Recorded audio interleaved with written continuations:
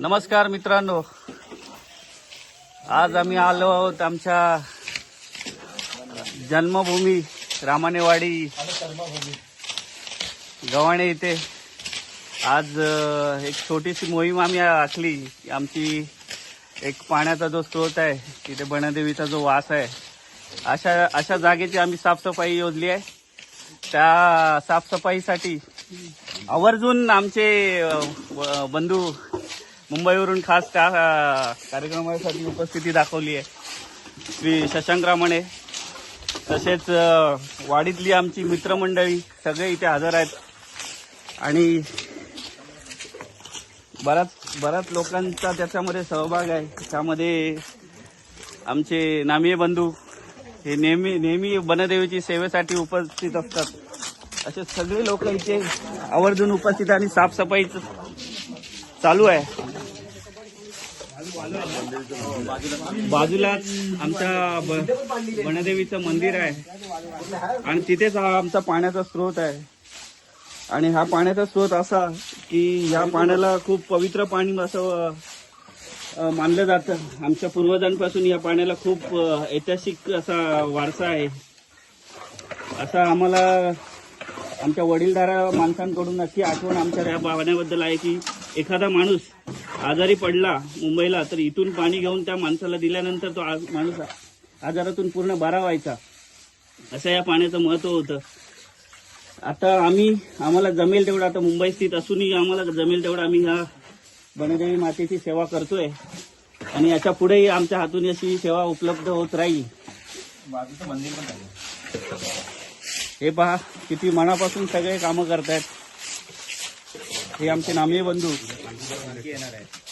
उद्या आमची इथे पालखीची भेट होणार आहे, त्याच्यासाठी आमची साफसफाई चालू आहे। शिमग्याच्या निमित्ताने सगळे इथे उपस्थित झालेत। हा योगच म्हणायचा की बनदेवीने आम्हाला सगळ्यांना एकत्र इथे आणलंय। वर्षातून एक दिवस येऊन इथे सेवा करतोय आणि त्याची सेवा करून ती घेते आमच्याकडून। खाली असणारे आमचे पोलीस पाटील एक उत्साही असं नेतृत्व आमच्या वाडीला भेटलंय। अवधूत रामणे आवर्जून प्रत्येक कामासाठी जिथे वाडीसाठी काय काम करायचं असेल तिथे आवर्जून पुढे असतो। हे आमचे माजी सेक्रेटरी विजय नामिये।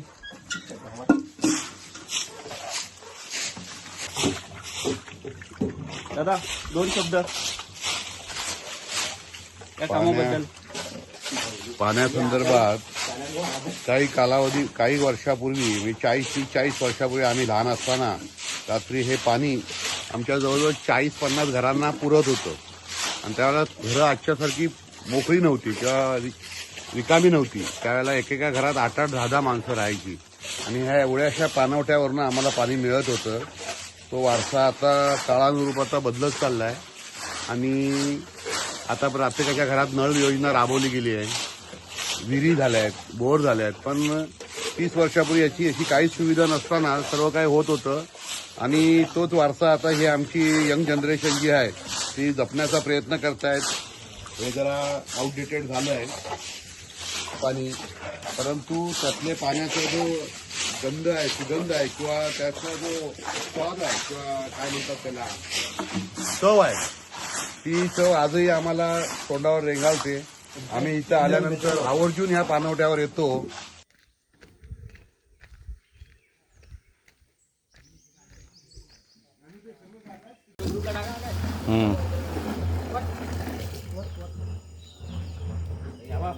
हे आमचं बनामध्ये किती स्वच्छ पाणी आहे ते बघा। ही आमची देवराई